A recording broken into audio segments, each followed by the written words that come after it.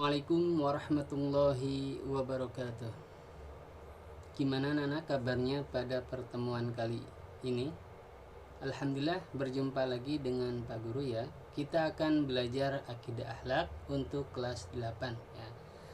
Di pertemuan yang kemarin kita telah mempelajari tentang adab seorang muslim terhadap orang tua dan gurunya ya.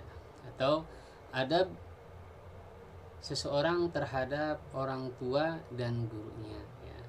Di pertemuan ini atau pada tema yang terakhir kita akan mempelajari tentang kisah keteladanan Nabi Musa alaihi salam ya. Nanti kita akan mempelajari tentang sejarahnya Nabi Musa dari mulai kecil hingga dewasa ya. Itu adalah tema yang akan kita pelajari pada pertemuan kali ini.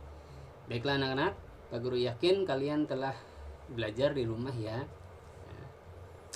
Selanjutnya, sebelum memulai, marilah kita berdoa terlebih dahulu.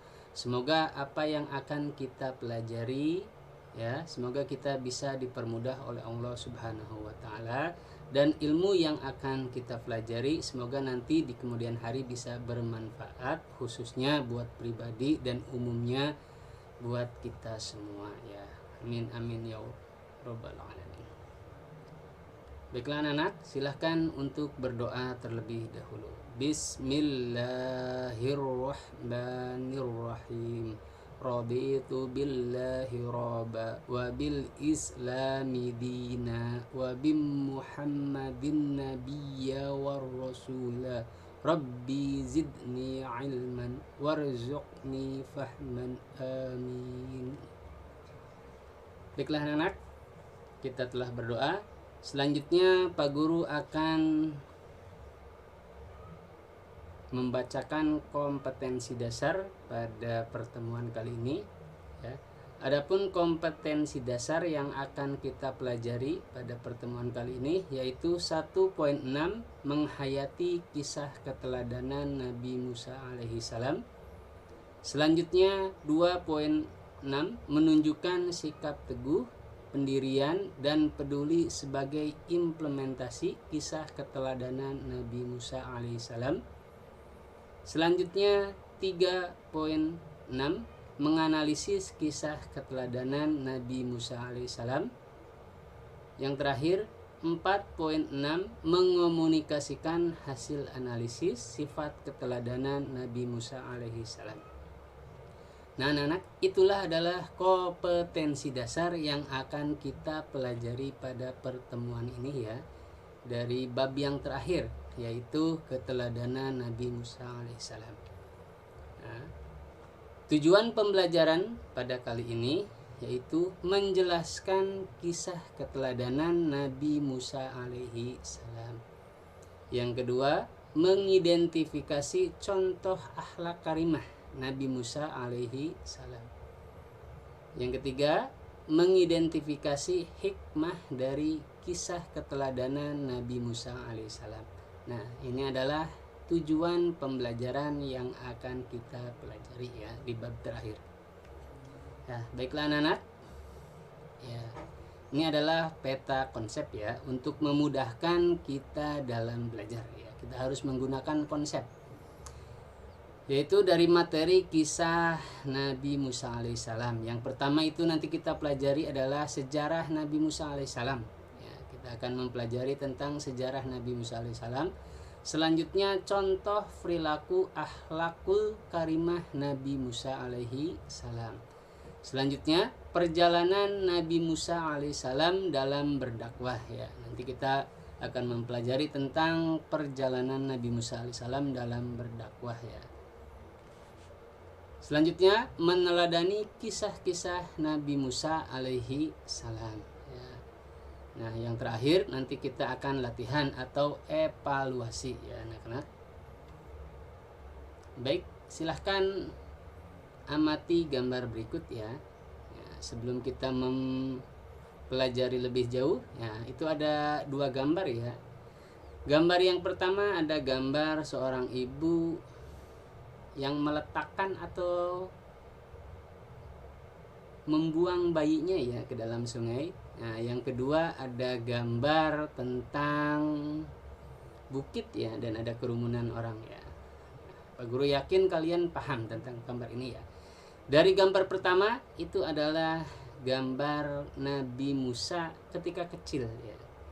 Kenapa dia dibuang ke dalam sungai ya, atau itu kejadiannya adalah, atau kisahnya di Mesir ya, berarti sungainya itu sungai Nil ya. Nabi Musa kecil itu dibuang ke sungai Nil ya. Selanjutnya adalah ada gambar bukit ya. Itu adalah bukit di mana pertama kali Nabi Musa alaihissalam mendapatkan wahyu ya. Dengan anak ya, nanti kalian dari gambar ini ya, ditugas ada diskusi atau pada pertemuan selanjutnya nanti Pak Guru akan menanyakan ya. Nah, yang pertama adalah kita akan mempelajari tentang sejarah terlebih dahulu ya. Sejarah kehidupan Nabi Musa alaihi salam. Nabi Musa lahir di Mesir pada tahun 1527 sebelum Masehi pada pemerintahan Mempat. Pendapat lain mengatakan Ramsis Akbar atau Tutmosis atau Fir'aun. Musa adalah seorang pemimpin dan nabi orang Israel dan memiliki tugas membawa Bani Israel atau Israel keluar dari Mesir. Nama beliau disebutkan sebanyak 136 kali di dalam Al-Quranul Karim. Nah, ini adalah sejarah tentang Nabi Musa alaihissalam ya. Dikisahkan Nabi Musa itu berarti lahir pas zamannya Fir'aun ya. Dan Pak Guru beritahu bahwa Fir'aun itu adalah bukan nama seseorang ya. Fir'aun adalah nama-nama atau raja-raja pada masa Mesir kuno itu disebut Fir'aun ya. Adapun Fir'aun yang lahir ya, atau adapun Fir'aun pada zaman Nabi Musa ya, di dalam sejarah itu ada yang mengatakan itu adalah Ramsis Akbar atau Mernephat ya, itu adalah salah satunya ya, karena pada kisahnya Nabi Yusuf ya, anak-anak mungkin paham ya, bahwa pada pemerintahan Nabi Yusuf juga itu raja yang berkuasa adalah Fir'aun ya, tetapi di situ ada perbedaan. Ketika pada zamannya Nabi Yusuf itu rajanya baik ya, berbeda dengan pas zamannya Nabi Musa ya, itu bertolak belakang ya, berarti Fir'aunnya itu berbeda ya, paham dari situ? Baiklah, selanjutnya contoh perilaku akhlakul karimah Nabi Musa alaihissalam ya. Ini dikisahkan Musa memakan bara api. Pada suatu hari Fir'aun memangku Musa yang masih kanak-kanak. Tetapi tiba-tiba janggutnya ditarik Musa sehingga dia kesakitan. Lalu berkata, "Wahai istriku, mungkin anak inilah yang akan menjatuhkan kekuasaanku." Istrinya berkata, "Sabarlah, dia masih anak-anak, belum berakal dan belum mengetahui apapun." Karena Fir'aun tidak percaya, akhirnya dia menguji Musa dengan sajian roti dan bara api. Diceritakan di dalam hadis bahwa sebenarnya Musa berniat mengambil roti. Akan tetapi oleh malaikat dialihkanlah sehingga tangannya memegang bara api kemudian memakannya. Sejak itulah menjadi cadel dan selamat dari ancaman Fir'aun. Ya, betul. Ini dikisahkan ketika Musa kecil, ya Musa lagi atau sedang digendong oleh Fir'aun. Ya anak-anak. Nah, pada kesempatan itu juga Musa menjambak atau menarik janggut Fir'aun ya sampai kesakitan. Sakitnya minta ampun. Ya, dari itu Fir'aun marah. Ya. Sampai dia berkata bahwa mungkin anak ini yang akan mengambil tahtaku. Ya, dia cerita kepada istrinya.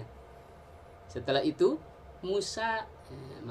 Fir'aun itu menguji, ya, ini anak sudah berakal atau belum. Ya, dia dikisahkan, ya, disediakan antara ada roti dan bara api.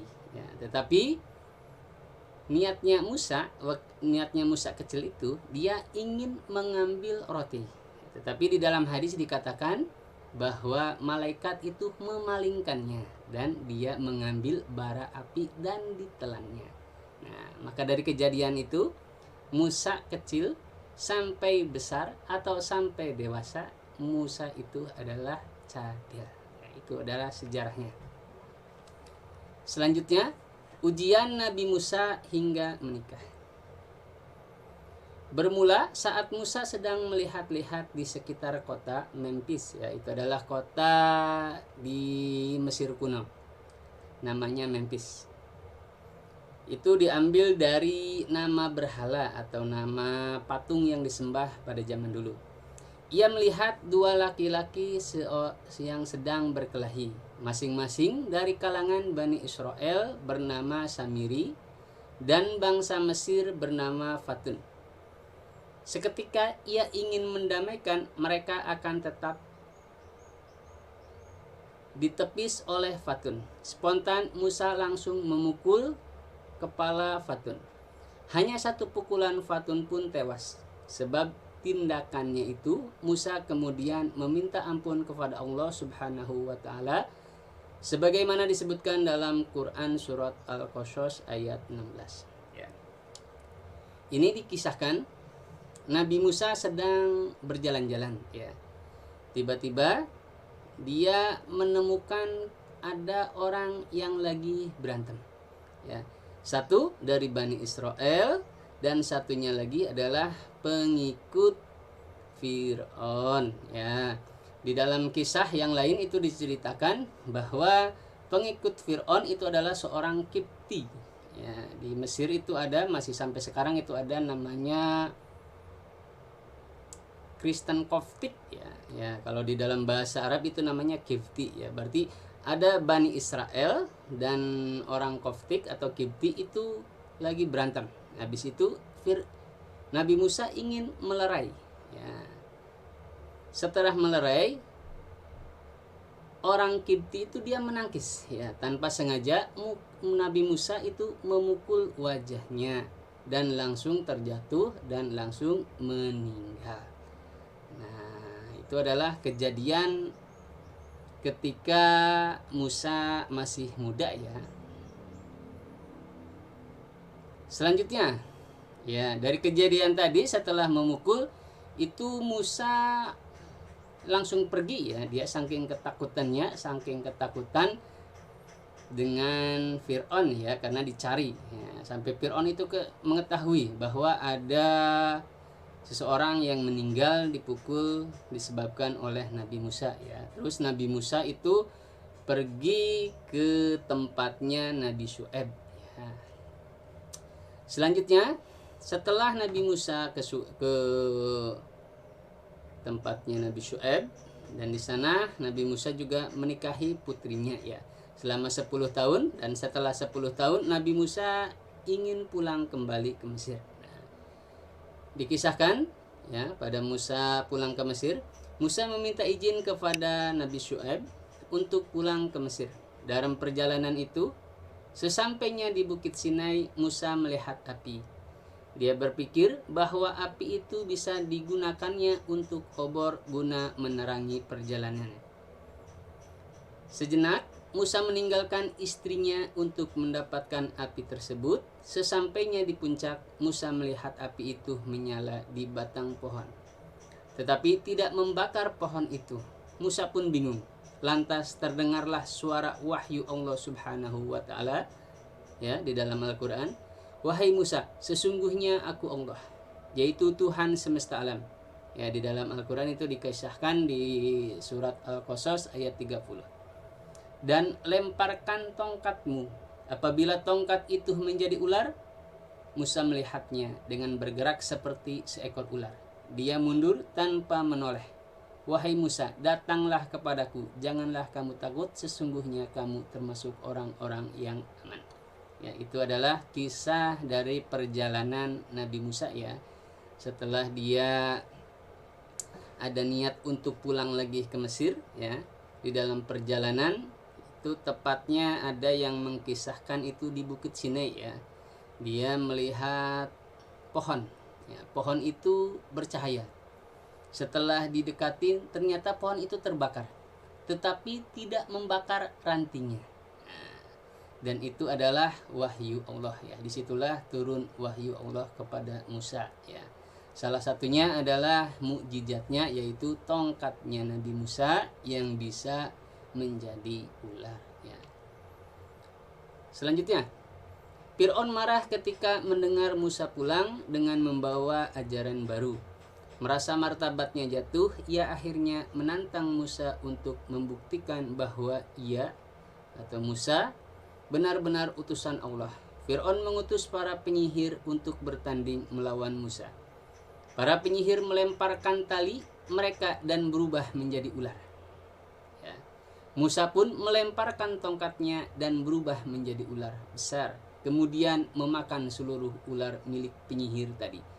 Para penyihir terheran-heran melihatnya, sehingga beberapa di antara mereka ada yang insaf atau kejalan atau apa? Atau kembali ke jalan Allah ya. Ya, jadi dikisahkan setelah Fir'aun mengetahui bahwa Nabi Musa itu pulang ya ke Mesir, itu langsung diundangnya. Ya, apalagi dia mengetahui bahwa Musa membawa ajaran ya yang berbeda dengan Fir'aun ya. Nabi Musa itu adalah utusan Allah ya. Musa itu tidak percaya ya, bahwa Nabi Musa itu adalah utusan Allah ya.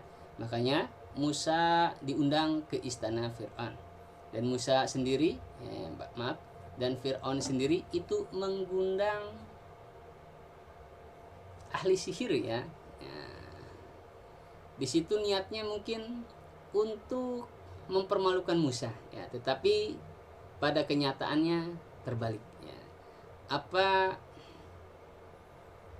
keahlian penyihir tadi ya, yang bisa melemparkan talinya dilempar menjadi ular ya, setelah itu bisa dikalahkan dengan tongkatnya Nabi Musa yang menjadi ular dan memakan ular-ular penyihir tadi ya. Paham dari situ anak-anak?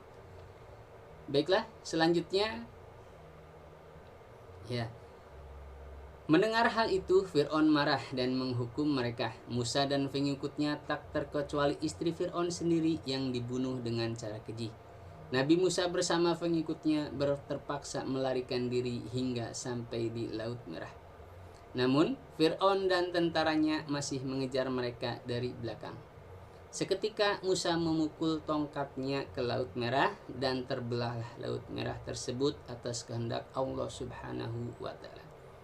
Musa dan pengikutnya lari menyeberangi lautan tersebut hingga sampailah mereka di tepian seberang Laut Merah, sedangkan Fir'aun dan tentaranya masih di tengah lautan. Maka Allah menutup kembali lautan mereka tersebut. Pada akhirnya Fir'aun dan tentaranya mati tenggelam di Laut Merah ya. Tadi setelah kejadian ya, para penyihir dikumpulkan ya, setelah itu ada perintah untuk Nabi Musa, yaitu membawa keluar umatnya atau kaumnya, yaitu Bani Israel, untuk keluar dari Mesir ya.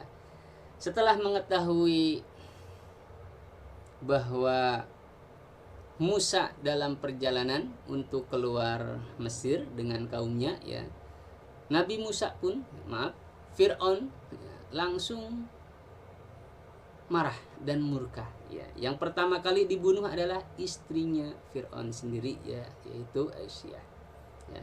Selanjutnya Fir'aun mengumpulkan bala tentaranya untuk mengejar Bani Israel yang dipimpin atau dibawa Nabi Musa ke tepian Laut Merah ya.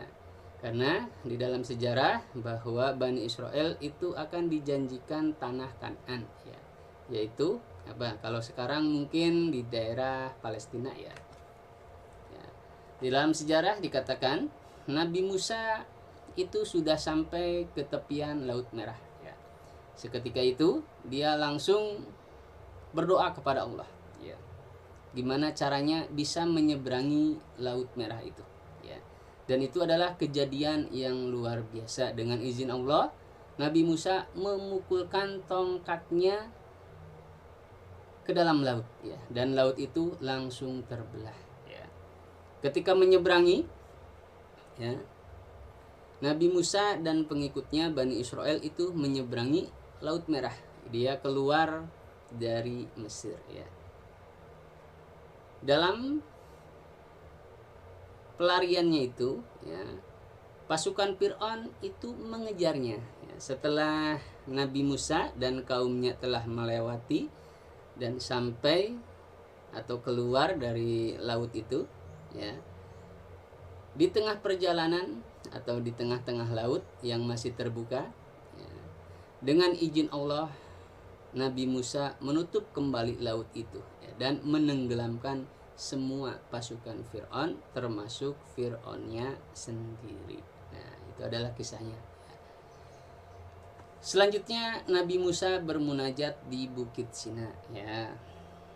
Setelah kejadian itu ya, dan setelah Nabi Musa bersama kaumnya yaitu Bani Israel ya, Nabi Musa bersama sebagian pengikutnya dari kalangan Bani Israel menuju ke Bukit Sinai ya, untuk mendapatkan kitab panduan dari Allah. Namun sebelum itu Musa diisyaratkan berpuasa selama 30 hari di bulan Zulqa'dah. Ketika mau bermunajat, dia merasa bau mulutnya kurang menyenangkan. Ia menggosok giginya dan mengunyah daun kayu siwak. Lalu perbuatan ditegur malaikat dan dia diwajibkan berpuasa 10 hari lagi. Dengan itu puasa Musa genap 40 hari. Nah, ini mungkin adalah salah satu sejarahnya puasa Musa ya, yaitu genap 10 hari ya. Ketika dia berpuasa untuk mendapatkan wahyu ya, atau mendapatkan kitab ya, bermunajat kepada Allah ya dengan Bani Israel atau dengan kaumnya itu selama 30 hari ya. Ketika itu dia merasa bau mulutnya kurang sedap atau bau ya, itu kalau di Arab atau di Mesir sendiri itu ada namanya kayu ya, atau biasanya akar atau batang ya, itu siwak ya, itu untuk membersihkan gigi ya. Nah, tetapi dengan seperti itu perbuatannya itu ditegur malaikat dan dia diwajibkan berpuasa 10 hari lagi, yaitu genap jadi puasa 40 hari ya. Itu disebut puasa sunnah Nabi Musa. Selanjutnya adalah perintah Allah ya. Setelah puasa tadi, Nabi Musa itu mendapatkan